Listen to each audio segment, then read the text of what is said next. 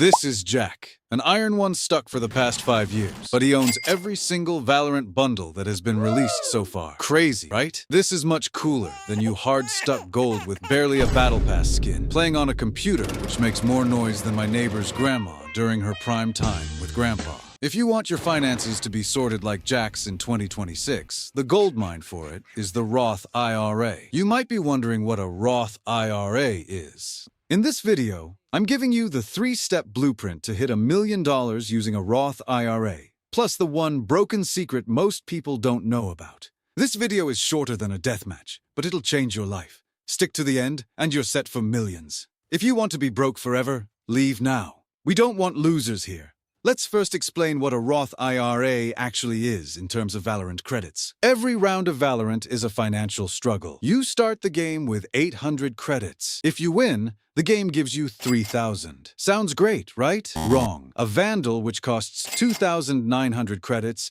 and a Heavy Armor, which costs 1,000 credits, which in total costs 3,900 credits. Even if you win, you're still negative 900 credits just to get a full buy. That 3,900 is the cost of living tax. If you lose, the tax man, which is the economy system, only hands you 1,900. You're broke, stuck on a save round, forced to use a classic while the other team has Odins. Now, imagine a hypothetical situation where Riot adds a new passive ability for you called the permanent license. This license works exactly like a Roth IRA. In round 2, instead of buying a better gun, you use 1,000 credits you earned from a hard-won pistol round to buy a permanent license for your Vandal. This is your after-tax money, credits you already worked for and paid the tax on by winning the round. Here's the catch. The license doesn't give you the Vandal immediately. You still have to play the first 12 rounds normally. But for every kill, every plant, and every ace you get, the license records those credits and protects them. Normally, the taxman hits hardest at the side swap round 13. Whether you have 9,000 credits or an operator on the ground, the game resets everyone to 800. You lose all your progress. In the real world, this reset is like retirement, the moment you stop working and need your savings. Since you paid for and invested in the license, also known as a Roth IRA, early in the game, you aren't worried about the reset. While the other team is starting the second half, broke with 800 credits and a classic, you check out your investment. Because you paid the tax early, all your winnings, the kills, the interest, and the Vandal itself, are 100% yours to keep when you need them most. You walk into the second half with a Vandal and full shields while everyone else is still trying to save up. Once your money is inside the Roth IRA account, it's like a killjoy lockdown for your wealth.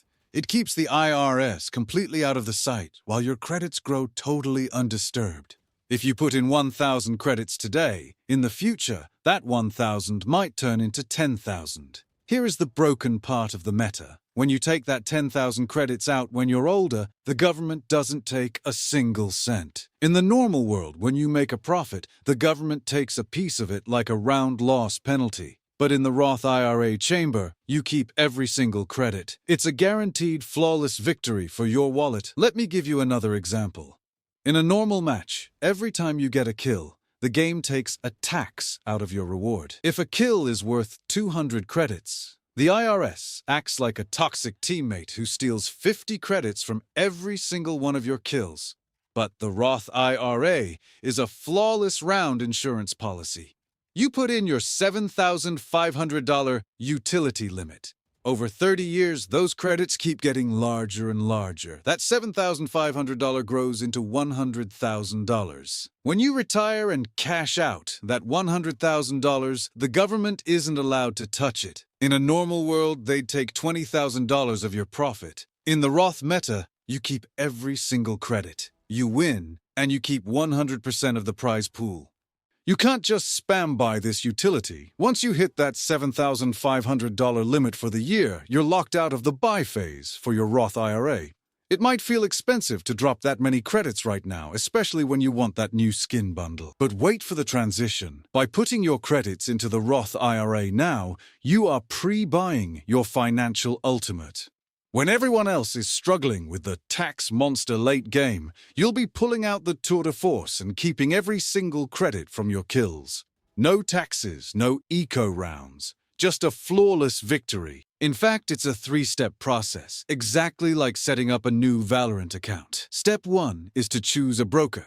Like picking your region, you need a place to hold your money. These are called brokers. In 2026, the S-tier picks for beginners are Fidelity, Charles Schwab, or Vanguard. Fidelity is like the pro settings. It has a great mobile app and is very easy to use. Go to their website, click Open an Account, and select Roth IRA. It takes about 10 minutes, less time than a single unrated match. Step 2 is to buy your credits, meaning you need to fund the account. Once the account is open, you need to link your bank account. This is the buy phase. You can move a big lump sum up to $7,500 for 2026 or set up auto pay. Pro tip, set up an auto transfer of about $625 a month. That way, you max out your utility for the year without even thinking about it. It's like a battle pass that pays you back. Step 3 is the most important part. Equip your gear. TART means investing. If you stop at step 2, your money is just unspent credits. It's just sitting in the lobby doing nothing. It won't grow, it won't get kills, and it definitely won't make you a millionaire. You have to actually buy your loadout. Search for VTI or VOO. VTI is like buying a piece of every company in the US. VOO is like buying the 500 strongest top fraggers. Now, you're officially in-game. Your credits are equipped, and they are ready to start multiplying while you're off hitting clips.